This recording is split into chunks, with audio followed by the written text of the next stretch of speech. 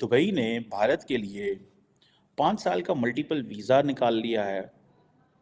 इससे पहले आपको पता है कि ईरान भी ऐसा ही ऑन अराइवल वीज़ा दे रहा है।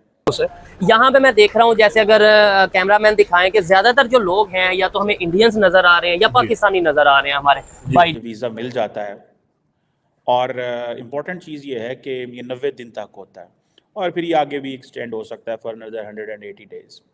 यूपीआई जो है वो इंडिया का एक डिजिटल प्लेटफॉर्म है, हाँ, जो रिवोल्यूशनाइज कर रहा है फाइनेंशियल ट्रांजैक्शंस को। ऐसे ही है। मकसद ये है कि जितने हो सके उतने ट्रांजैक्शंस को डिजिटलाइज किया जाए, बिल्कुल, ताकि जो मार्केट है, जो सही जो पैसों का फ्लो है वो सही सोर्स पे जाए और वहां से उसका सही इस्तेमाल हो। नहीं ये तो और ये मुसलमान हिंदू ऐसे ही रहेगा और हम जो है वो सऊदी अरब और यूएई और कतर और कुवैत और जीसीसी और इन सब को डराते रहेंगे। दुबई ने भारत के लिए 5 साल का मल्टीपल वीज़ा निकाल लिया है। इससे पहले आपको पता है कि ईरान भी ऐसा ही ऑन अराइवल वीज़ा दे रहा है। मुझे पता है कि पाकिस्तान से दुबई का वीज़ा लेना आसान भी है और मुश्किल है। आसान इसलिए है अगर आप बड़े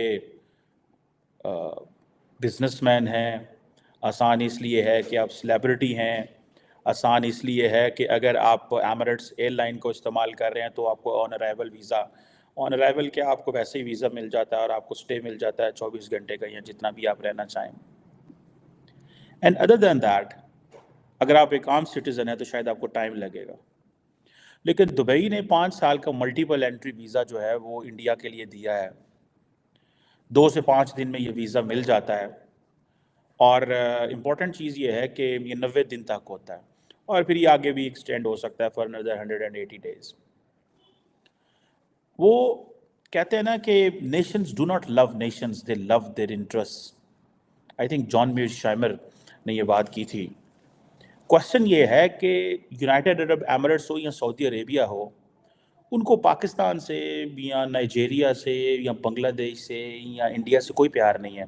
उनको प्यार है अपने interest. Same is in are case, same is in India's case. आज अगर इंडिया को 5 साल का मल्टीपल वीज़ा दिया जा रहा है इंडियंस को, तो ये नरेंद्र मोदी की जो एक पॉलिटिकल विजन है, प्लस उन्होंने इंडिया को इतना रेलिवेंट प्लेयर बना दिया है कि the Saudis have no choice but to offer such kind of things. ठीक है जी।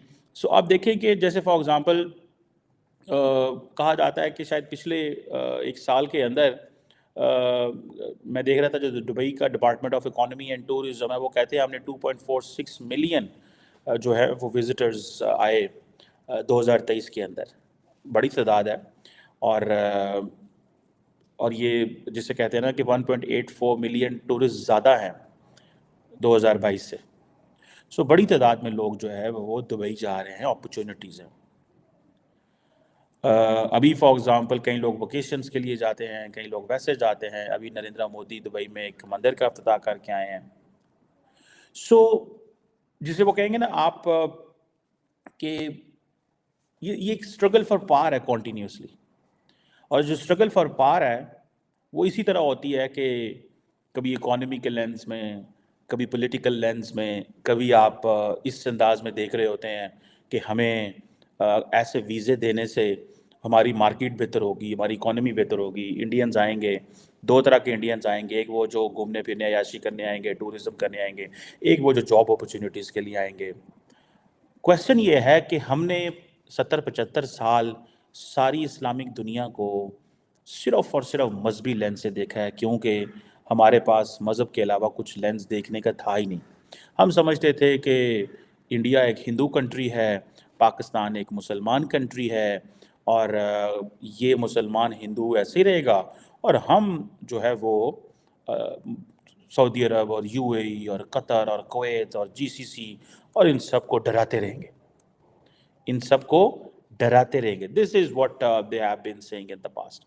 ये वो कहते हैं कि हम तो डराते रहेंगे भाई, कहते रहेंगे कि यार आप जो है ना वो इंडिया में हिंदू रहते हैं, इन हिंदुओं का हमारे से क्या लेना देना, हम तो मुसलमान हैं, हम तो जिहाद करेंगे, हम तो इकट्ठे रहेंगे, हम तो इनको नॉन मुस्लिम समझते हैं, हमारा दीन अलहदा, हमारा मज़हब अलहदा, हमारी होली बुक अलहदा। लेकिन जैसे जैसे नेशन से सिस्टम मजबूत हुआ, जैसे जैसे हमें ये पता चलता गया कि और अरबों को भी पता चलता रहा, तो अरब क्योंकि वहाँ पे वन मैन रूल है, एक बंदे ने फैसला कर लिया एंड दे डिसाइडेड इट। हमारा ये है कि यहाँ चूचू का मुरब्बा है, एक बंदा इधर जाना चाहता है, एक दाएं जाना चाहता है, एक बाएं जाना चाहता है। ना सुप्रीम कोर्ट की वैल्यू है, ना एग्जेक्टिव की वैल्यू है, जो पॉलिटिकल क्लास चाहती है। अगर आप ड्राइंग रूम में बैठ के इस मुल्क के तमाम लोगों से पूछें कि आप इसराइल से ताल्लुकात नॉर्मलाइज करना चाहते हैं, तो शायद थोड़े से लोग रह जाएंगे जो कहेंगे हाँ नहीं करने चाहिए। मेजॉरिटी हर बंदा करना चाहता है, लेकिन मुनाफिकत इतनी ज़्यादा है कि बाहर जाके बात करेंगे कि इसराइल से नॉर्मलाइज करना है तो आपकी मार्केट वैल्यू ख़राब हो जाएगी। हम इसके ऊपर बहस भी नहीं करते। अगर आप बहस करेंगे तो आप गद्दार हो जाएंगे, अगर आप बहस करेंगे तो आपकी ज़िंदगी अजीरन बना दी जाएगी। आपको ऐसे कह दिया जाएगा कि जैसे आपका इस्लाम से ताल्लुक़ ही नहीं, अब आप मुसलमान ही नहीं रहे, ठीक है।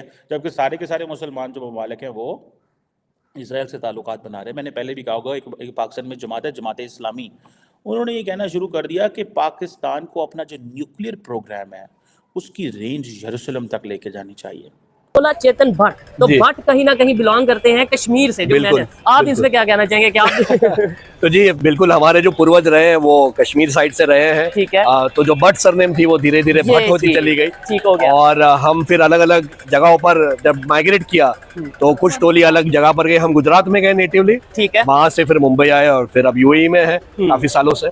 यहाँ पे मैं देख रहा हूँ, जैसे अगर कैमरामैन दिखाएं कि ज्यादातर जो लोग हैं या तो हमें इंडियंस नजर आ रहे हैं या पाकिस्तानी नजर आ रहे हैं हमारे भाई जोन से, लेकिन यहाँ पे मिलजुल के रह रहे हैं। यहाँ पे बिल्कुल। मैं ये समझता हूँ कि अगर ये शॉप एक इंडियन की, लेट्स सपोज ये शॉप एक इंडियन की होगी तो ये शॉप पाकिस्तानी की होगी, बिल्कुल। और बड़ा आपस में गपशप भी लगाएंगे। जी, बिल्कुल, लेकिन एकदम। वहाँ पे जाके क्या चीज आ जाती है कि हम इंडिया पाकिस्तान के नाम पे थोड़ा वो रखते हैं। और सेकेंडली यूपीआई, क्या यहाँ पे अब ऑफिशियली, मैंने तो ये खबर सुनी, आप क्या कहना चाहेंगे यूपीआई के हवाले से? तो यूपीआई जो है वो इंडिया का एक डिजिटल प्लेटफॉर्म है हाँ, बिल्कुल। जो रिवोल्यूशनाइज कर रहा है फाइनेंशियल ट्रांजैक्शंस को। ऐसे ही है, मकसद ये है कि जितने हो सके उतने ट्रांजैक्शंस को डिजिटलाइज किया जाए, बिल्कुल। ताकि जो मार्केट है, जो सही जो पैसों का फ्लो है वो सही सोर्स पे जाए और वहां से उसका सही इस्तेमाल हो। नहीं, ये तो इंडिया का प्लेटफॉर्म है, तो इंडिया में तो समझ आता है। अब यूएई में भी ये प्लेटफॉर्म अगर आ रहा है, अगर बिल्कुल। ये ऐप आ रही है, तो हैरत वाली बात नहीं है आपके लिए कि एक्चुअली यहाँ पर भी जो लोग हैं, जो जिसके पास स्पेंडिंग कैपेसिटी है, जिसके पास पैसे स्पेंड करने की कैपेसिटी है, अगर वो डिजिटल रूट अपनाते हैं तो उनके लिए भी, और जिस कंट्री में अपनाते ठीक हैं है। उनके लिए भी वो मनी कंट्रोल जो है वो बहुत इजी हो जाता है। एग्जैक्टली। और ये चीज मेरे लिए, हमारे पाकिस्तान के लिए थोड़ा सोचने वाली बात है कि क्या वजह है। सिस्टम तो पूरी दुनिया में होंगे, मुख्तलिफ कंट्रीज के इस तरीके से ट्रांजैक्शन सिस्टम होंगे, लेकिन यूएई में अगर अनाउंस हुआ है, अगर यूपीआई की बात करें तो वो, और इसके अलावा इटली में, इसके में अलावा हुआ है। और एक दो कंट्रीज हैं, हाँ, सिंगापुर की अगर आई बात, थिंक काफी यूरोपियन कंट्रीज अडॉप्ट करेंगे इस चीज को अभी, जैसे वो देखेंगे कि इसके क्या फायदे हैं उनके खुद की इकोनॉमी के लिए। जैसे अभी मैं आपको बता रहा था कि स्वीडन के राष्ट्रपति आए थे भारत हाँ। में, तो उनको एक मार्केट में लेके गए और वहां पर उन्होंने कुछ चीज ऐसे ट्रांजैक्शन करने के लिए एक छोटा सा एक मतलब सब्जी मंडी का ये था। ठीक है। और वहां पर उन्होंने जब यूपीआई से उनको बोला कि आप ये दबा के पेमेंट कीजिए, ठीक है। तो वो मतलब ऐसे ये हो गए कि अरे ऐसे हो गया, मतलब हाँ ये हो गया ट्रांजैक्शन, सिर्फ क्यूआर कोड स्कैन और करके। पूरी दुनिया में किस तरीके से ये प्रमोट हो रहा है, हमें